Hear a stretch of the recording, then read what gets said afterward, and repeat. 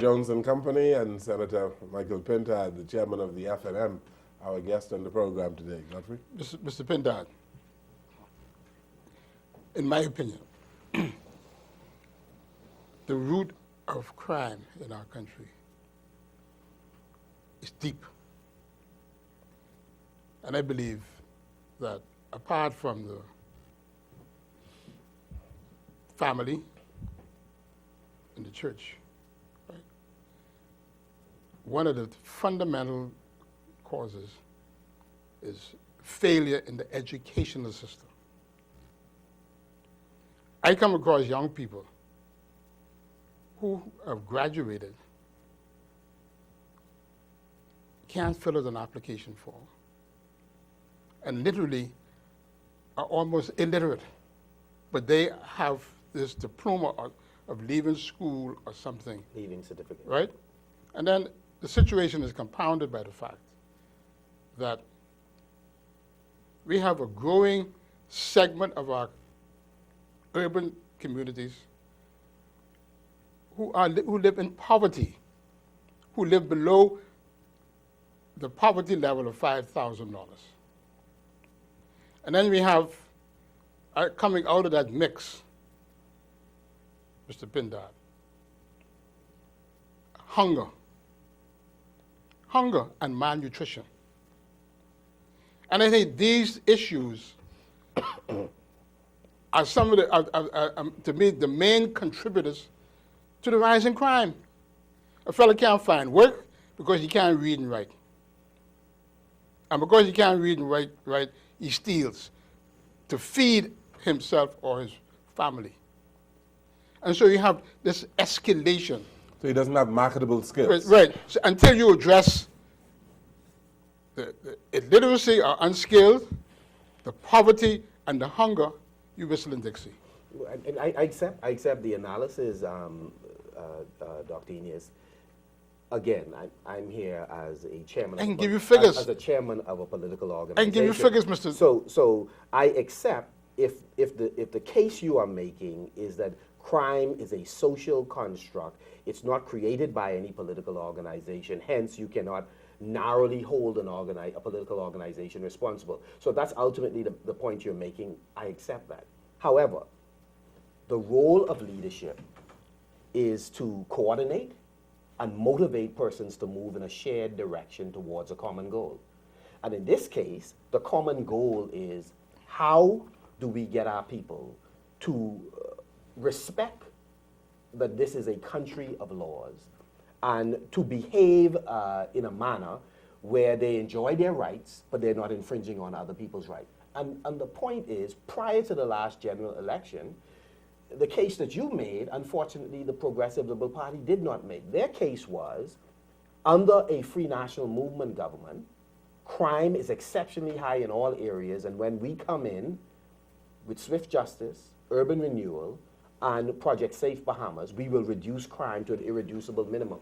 So the old style politics is not to engage our population in a sober discussion about all of the challenges that we have, so that we collectively can deal with it. So you are making the point then that successive governments have failed the people on crime. FNM, PLP, we are talking about failure over 20, 30 years. What I'm saying is the old style politics is no longer good enough. Mr. Pintard, we are talking 3 years was not long ago, you know, when we had that's not the case. The signs of the PLP up all over the place talking about crime, and they now admit that they made a mistake by doing that.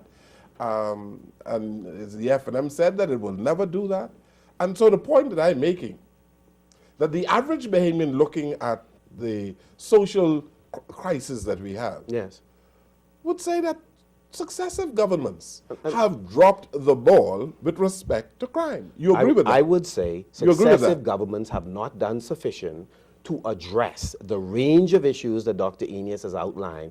Hence, the approach taken by this administration, this FNM administration, led by Dr. Minnis, is for us to come up in each of the areas mentioned, in the area of education, in the area of social development, in the area of economic development, small business development, a range of legislation, policies, programs that will deal with some of these root causes. But why should the Bahamian electorate trust you on this when you said pretty much the same thing from the 90s? And now this is 2016. And when you look at your manifestos throughout the years, you say pretty much the same thing. So why should we trust you now? I'm not going to compound all the questions. I want to complete the concept. And the concept simply is this, that this administration is interested in addressing the root causes as was mentioned. However, we are aware that you don't think the Christian administration is interested in addressing the root causes? Well, here's the distinction. The distinction is we are not laying every social ill, every misery that Bahamians experience, we're not laying that day in and day out at the doorstep of the PLP saying that they are the reason for doing that. It's a fundamental difference. A fundamental difference in how we are making the case to the Bahamian people that we have some challenges in this country that we have not effectively faced. We have some opportunities that we have not effectively seized. And here are the pieces of legislation that we have in mind. Here are the policies and the programs that we have in mind that we believe will make a difference in this regard. Senator, what makes you feel that I'm coming to the question that you made. You are able to do that when governments throughout this region and in the United States of America, throughout the Americas, when they are grappling with the same issue, the same phenomenon of crime, and they're suggesting the same thing that you are saying. Right. And it's clear that the dynamics have changed so markedly that governments really do not have the answer. And it takes the entire society working in tandem without the point I just made to reduce the level of crime. The point that I just made. I want to go first to the manifesto and then come to this question because you've given a series of questions. With respect to the manifesto, a number of critical components of the manifesto had changed. In other words, as we accomplished some of what we forecast, we ticked off and added additional things that we must pursue. As dynamics change, remember CCTV was something fairly recently introduced by the Free National Movement government because that was not relevant in 2002 the way it became relevant, for example, in 2007 or 2012. So to say that manifestos have not changed is not quite accurate, but I do agree that some matters have been moved over manifesto after manifesto. So for example, the introduction of an ombudsman. It's an old concept discussed in the Bahamas that never saw the light of day. But I believe that under the incoming government, the Free National Movement government, that is something we would address. Now, you mentioned other jurisdictions. That generalization, Mr. Jones, with the greatest respect, is not accurate. Barbados has a similar size population as the Bahamas. Barbados has a major crime problem. Roughly 350 to 380,000 persons. Barbados last year, murder count was less than 30. The Bahamas murder count was 149, if my memory serves me correctly. So I do take your point that there are some common problems in the region. But there are some differences in how effectively each administration is addressing it. Jamaica, notwithstanding its high crime problem, is beating the Bahamas hands down when it comes to dealing with some other issues. So, for example, like what? So if you look, like what? I'm getting to it. If you look at light manufacturing, if you're looking at light manufacturing in Jamaica, there are many lessons to be learned from Jamaica. If you're looking, you're talking about crime now. No, that's not the case. You were talking about generally across the region. Crime. Across the region, what I'm saying, Mr. Jones, what I'm saying is across the region, and I gave you the Barbados example to answer that definitively. I'm saying across the regions, different administrations are having varying success. The role of leadership is to examine what are my colleagues doing elsewhere? what best practices may be at work in Trinidad that I might use here or in another Caribbean country. And we're not doing an effective job at bringing in the best practices. Mr. Greenslade is a hero when he goes to the Commission of Police conferences in the Caribbean, because they have all sorts of problems. Mr. Pintard, let me ask you. We have been independent for 40 years. 40 of those years, there have been 3 F&M governments, right? Yes. I have cousins, first cousins, who live in Baintown. On property which was given to them by not by my grandfather, by my great-grandfather, right?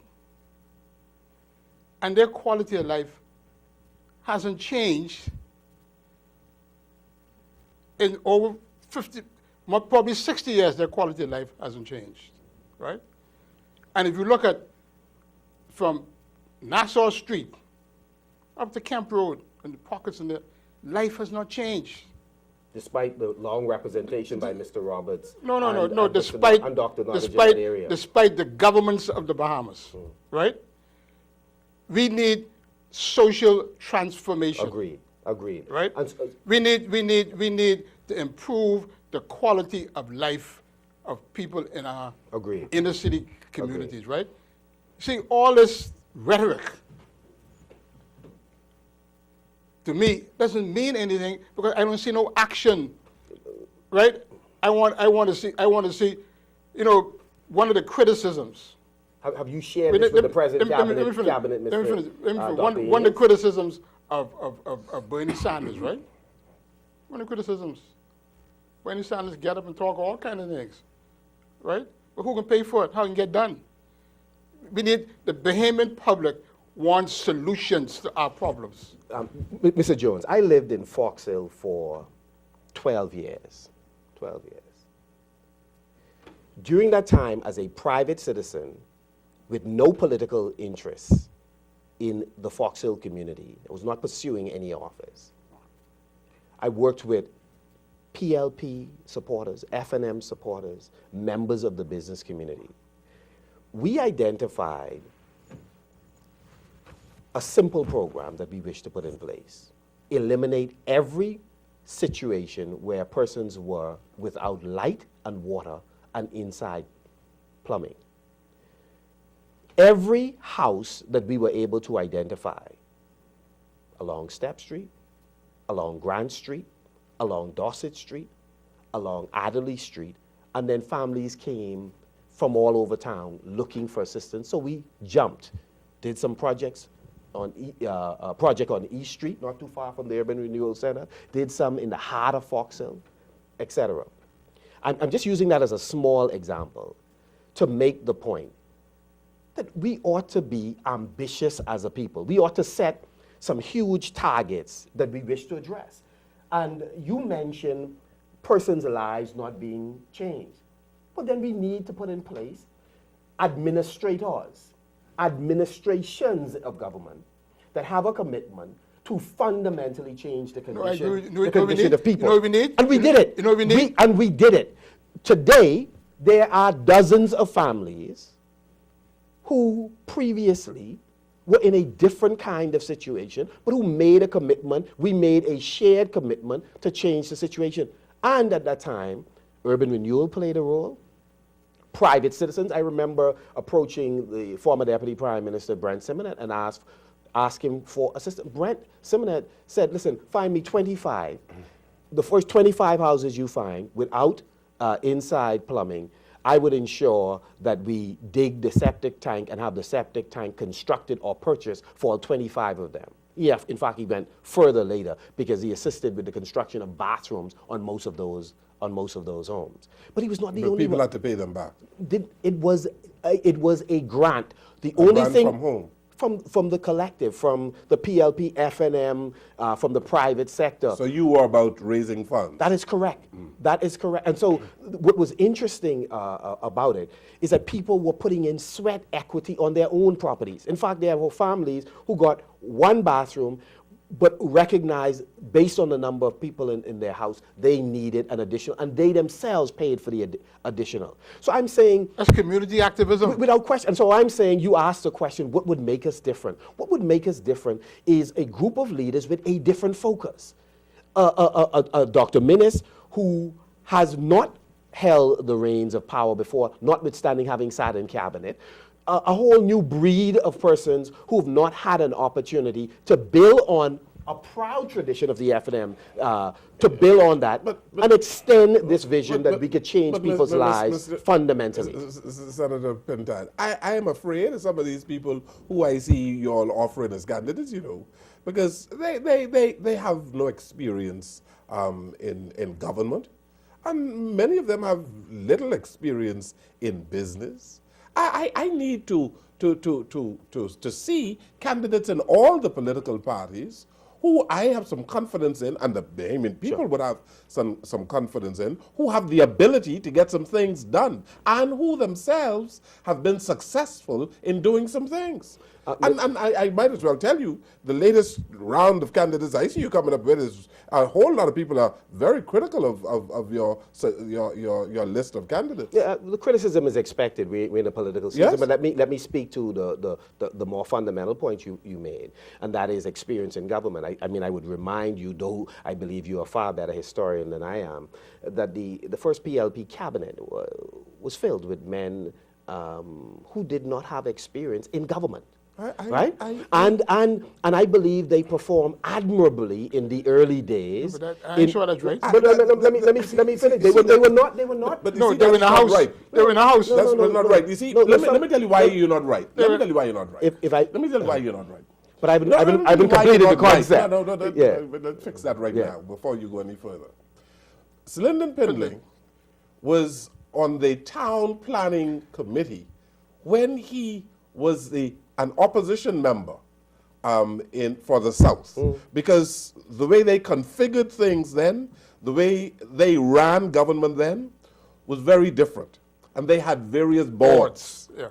And MPs, whether you were in government or opposition, made up boards. You see what I'm saying? So you had.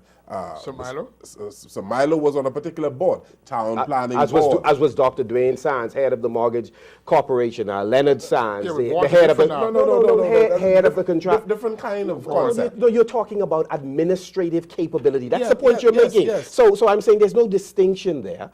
Dr. Dwayne Sands was head of a mortgage corporation, runs a business of his own. He's an exception. Leonard Sands happens to be the president of the Contractors Association in the Commonwealth of the Bahamas. But you're talking about so I'm just making the point that that's okay. There are lots of people. Certainly, many Americans did not know Barack Obama before he was elected as president. And the reality is, he did not have the kind of. He was a freshman senator. So I'm just saying this whole notion about Obama was a professor at Harvard. So Howard Johnson just happened to have been a professor as well. A university in the United States, happened to be a PhD student. So I'm just saying, let's assess our people properly. Yeah.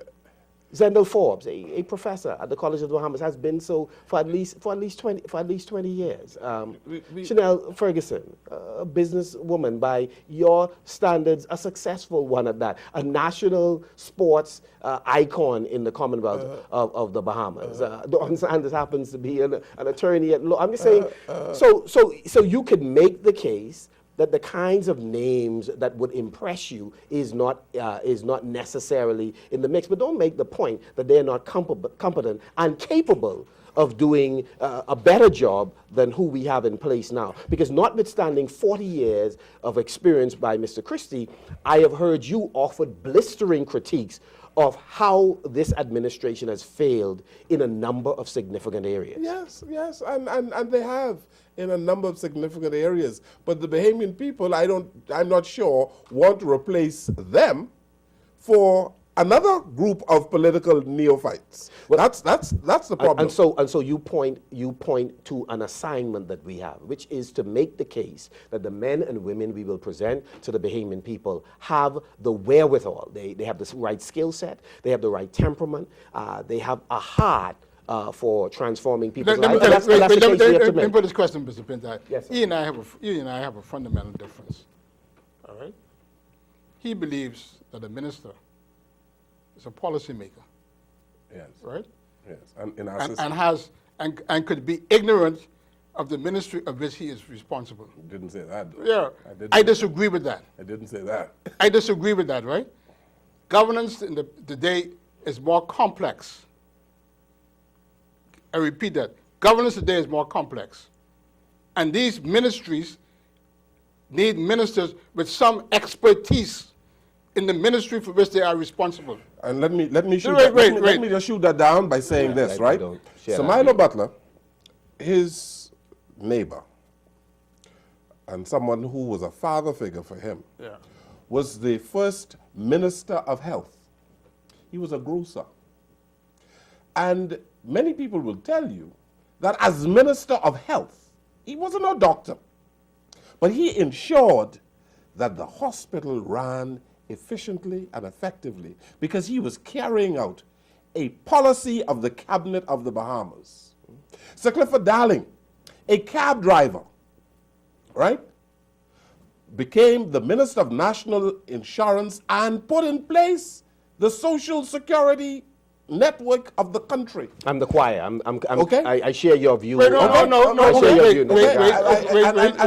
But he was not an expert in the insurance business or in any social development area. But he carried out a policy of the government of the Bahamas. I have to take a break. But tell me something. Why you need a lawyer as Attorney General? I have to take a break. No, answer me. Why do you need a lawyer as Attorney General, based on your theory? You don't necessarily need a lawyer, but the system, in our system, it is best to have a lawyer because of that specialty. From the last 20 years, all ministers of health have been doctors. Why do you need a doctor as a minister of health? No. Charles Carter was a minister. I said the last 20 years. No. Teresa Moxie Ingram. Teresa Moxie Ingram and Perry Christie. The list goes on and on. Let's take a break here. This is Jones and Company, and when we come back, we want to talk a little bit about Bamsey. Without question. All right. Food security. Yes. Let's take this break here, and we'll come right back.